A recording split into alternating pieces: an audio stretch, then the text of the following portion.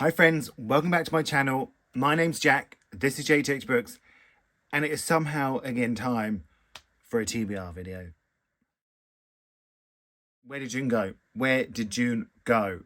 It flew by, absolutely flew by. I'm not complaining because, you know, I've got some things to look forward to in the second half of the year and I'd like them to hurry up. But right now we have to focus on July and what moi is going to be reading for July.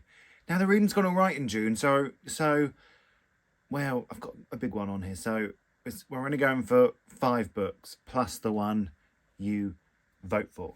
So should we get started? Let's get started because we just want to talk about the books, don't we? So first up, of course, we have my non-fiction for the month, and it is Leg, the story of a limb and the boy who grew from it by Greg Marshall. Now this is a memoir. It was kindly sent to me by Orion Books. It's out now, and they offered it to me and I thought, yeah, that sounds brilliant. And I don't want to wait to read it. I do not want to wait. So let's find out what it's about, shall we? Greg Marshall's early years were pretty bizarre. Rewind the VHS tapes, this is the 90s, and you'll see a lopsided teenager limping across a high school stage or in a wheelchair after leg surgeries, pondering why he's crushing on half the Utah Jazz. Add this to his home footage of a mum clacking away at her newspaper column between chemos, a dad with ALS, and a cast of foul-mouthed siblings. Fast forward the tape and you'll find Marshall happily settled into his life as a gay man, only to discover he's been living in another closet his whole life. He has cerebral palsy, a diagnosis that has been kept from him since birth. His parents always told him it was just tight tendons and left it at that. Here, in the hot mess of it all, lies Greg Marshall's wellspring of wit and wisdom. Leg is an extraordinarily funny and insightful memoir from a daring new voice. Packed with outrageous stories of a singular childhood, it is also a unique examination of what it means to transform when there are parts of yourself you can't change. A moving portrait of a family in crisis and the tale of a resilience of spirit. I just think it sounds brilliant. It sounds so interesting. So I'm so grateful they sent it to me. Like I said, it's out now. And this is my non-fiction for the month. And I'm very excited. Next up, I was also very lucky to be sent by Little Brown Books the new Colson Whitehead book, which is Crook Manifesto. Now, again, they offered this to me and I thought, I'm not going to say no. I'm not going to say no. I've read the Book of Night Women by Colson Whitehead and maybe another one that I wasn't a massive fan of. But I'm always willing. We're always willing to read the books. So let's find out what this one's about, shall we? It's the Jackson 5 who put furniture store owner and ex-fence Ray Carney back in the game after 4 years on the straight and narrow. His days moving stolen goods around Harlem are over, until his daughter decides... It's the Jackson 5 who put furniture store owner and ex-fence Ray Carney back in the game after 4 years on the straight and narrow. His days moving stolen goods around Harlem are over, until he needs concert tickets for his daughter, and he decides to hit up his fixer-cop, Munson. But Munson has his own favour to ask, and staying straight gets a lot more complicated and deadly. It sounds absolutely brilliant. I'm so lucky to have this. It comes out on the 18th of July. So I need to get read before then, don't I? Because I don't want to be late. I do not want to be late. And again, I was also lucky to be sent The Bone Season by Samantha Shannon. Now, this book is already out. It came out 10 years ago, but it has been revamped. This is lavishly reimagined with exclusive new material from Samantha Shannon. So thank you so much to Bloomsbury for sending me this.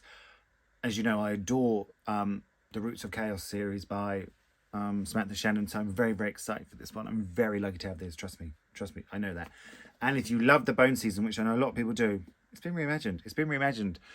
They literally came with a letter from Samantha Shannon saying things like she knows this world much more now and she just wants to expand on her debut and give it another chance, and I think that's brilliant. I think what a great thing to do. So let's find out what it's about. Most people probably know, but I don't. Friends, it doesn't say what it's about, so we're not going to find out what it's about, but I'm excited to read it, but again, this is a chunky one, so this is why I've kept the TBR sort of down this month, because I've got some big ones on here. Next up, we have Little Rabbit by Alyssa Songsurge. Now, this was kindly sent to me as well from Little Brown Books, I think. Again, they've been good to me. They have been good to me this month. And I just think this sounds absolutely brilliant. And it came with a little bow on it. Shall I read it? When she first meets the choreographer at an artist residency, they don't hit it off. She finds him loud, conceited, domineering. He thinks her serious, guarded, too precious about her work. But when he invites her to watch his dance company perform, something shifts. Their interaction at the show sets off a summer of expanding sexual boundaries. Over weekends sequestered at his summer house in upstate New York, her body learns to obediently follow his. and yet his desires quickly become inextricable from her pleasure and her pain. Back in Boston, her roommate's concern amplifies when her own doubts about these heady weekend retreats. What does it mean for a young queer woman to be with an older man? For a fledgling artist to attach herself to an established one? Is she following her own agency, or is she merely following him? I just think it sounds absolutely brilliant. It sounds intense. It sounds like it's going to make me think, and I'm just ready. And Carmen Maria Machado said, a deeply empathetic and horny novel. What more do you want? Tell me, because I don't know. And again, I told you, we've got some big ones on here. We have Demon Copperhead by Barbara Kingsolver. It's just won the Women's Prize, and I just want to read it. I just heard great things. I mean, Eric from Eric Carlanson, who predicted the winner even before the long list came out, and I can't wait. I want to read it. So, but look at the size of it. But I feel like it's going to be worth it, I haven't read a big book, really, in a while. One that it's taken me a while, and I've really got into. So, I feel like this could be it. I'm hoping. Can't be the only person that didn't love it, and it's just won the bloody Women's Prize, can I? Demon's story begins with his dramatic birth to a single mother in a single wide trailer, looking like a little blue prize fighter. For the life ahead of him, he will need all of that fighting spirit, along with buckets of charm, a quick wit, and some unexpected talents, legal and otherwise. In the southern Appalachian Mountains of Virginia, poverty isn't an idea. It's as natural as the grass grows. For a generation of growing up in this world, at the heart of modern opioid crisis, addiction isn't an abstraction. It's neighbours, parents and friends. Family could mean love or reluctant foster care. For Demon, born on the wrong side of luck, the affection and safety he craves is as remote as the ocean he dreams of seeing one day. The wonder is in how far he's willing to travel to try and get there. Yeah, it does sound good. Give me the chunky book. I'm ready. Come on, prize winner. Don't let me down. So that's it for the ones I choose. I feel like there's a very sort of mixed TBR there. Who knows if I'm going to stick to that, because I haven't stuck to this TBR very well, the old June month TBR, but you'll see that soon, I'm sure. So it is time now for the vote. And friends, you have come through. You have given me books to put up for the vote. I'm so grateful. I'm so happy. Again, if you read a book any time that you want to put up for the vote, just put it in any comment in the video and I'll put it in. So you all have kindly put some in. I asked on Instagram too. You can follow me on Instagram if you like. And I got some off there, and I put some in for myself because I think I do want to read these books. So we're ready. I'm ready to pick. I have a little jar that came from one of my Frey loot boxes, which I no longer subscribe to. But it says, don't chase fate. Let fate chase you. And let's pick, shall we? Let's see what's going to go up for the vote. I hope it's one of yours. And if it's one of yours, make sure you vote for it. Come on. Don't let us down. Oh, it's got 2 lids. Embarrassing. I think this is like a tea. Like, you can store tea leaves in here, but I don't drink tea. I feel a bit nervous. Here's one. Let's see. I'm nervous.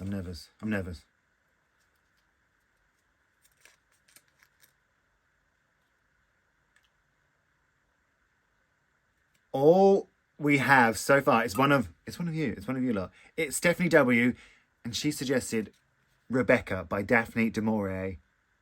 Let me get it. Let me quickly grab it because I don't know where it is. Very exciting. I've never read this. I know Simon, Lauren, they all love it. So never read it. And my sister's name is actually Rebecca. But she doesn't like to be called that. She has to be called Becky. If you call her Rebecca, you're going to get in trouble. And I don't like getting in trouble. But I'm going to read what it's about. But I feel like most people know what it's about. But I don't really know what it's about. So working as a paid companion to a bitter elderly lady, the timid heroine of Rebecca learns her place. Life is bleak until on a trip to the south of France, she falls in love with Maxime de Winter, a handsome widower whose proposal takes her by surprise. Whisked away from Monte Carlo to Manderley, Maxime's isolated Cornish estate, the friendless young bride begins to realise that she barely knows her husband at all. And in every corner of every room is the phantom of his beautiful first wife, Rebecca. Rebecca is the haunting story of a woman consumed by love and the struggle to find her identity. It does sound good. This is why I love that you put, because I would never, it's behind, I don't even see it up there. This is why the vote is so good. So thank you, Stephanie, for giving it. And I hope it's okay. I've read your name out. If I'm reading names out and you don't want me to, I apologise. But I hope it's okay. And now let's go for number 2. This is fun. This is fun. This is fun. I'm having fun.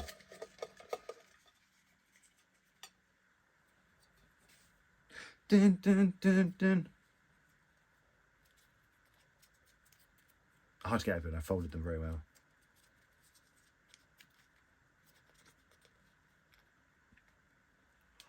Now we have someone from Instagram. I'm glad it wasn't one of mine for the first time.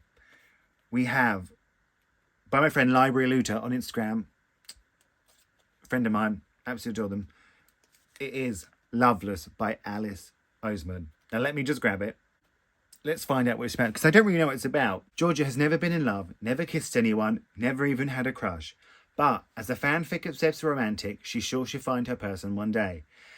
As she starts university, Georgia makes plan to find love. But when her actions wreak havoc among her friends, she questions why romance seems so easy for other people, yet not for her. With new terms thrown at her, asexual, aromantic, Georgia is more uncertain about her feelings than ever. Is she destined to remain loveless, or has she been looking for the wrong thing all along? I mean, what a contrast, what 2 different books we have here. But I cannot wait to see what you vote for, so make sure you vote down below.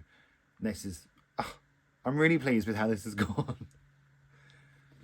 And whichever one doesn't get voted for, it's going back in, okay? So don't forget, vote down below. If you want to add more books, add them down below. This is it, a very sort of eclectic, different, strange TBR. Who knows if I'm going to stick to it? Who knows? Who knows? But I'm excited. You know, let's bring on the month. Let's bring on July. So I want to thank you all so much for watching. Don't forget to vote. Don't let me down and don't vote. I can't wait to see what you pick. I actually cannot wait. Let me know what you've been reading, if you've read any of these, and you think I'm going to love them, or if you think I hate them. And thank you all so much for watching. Don't forget to subscribe.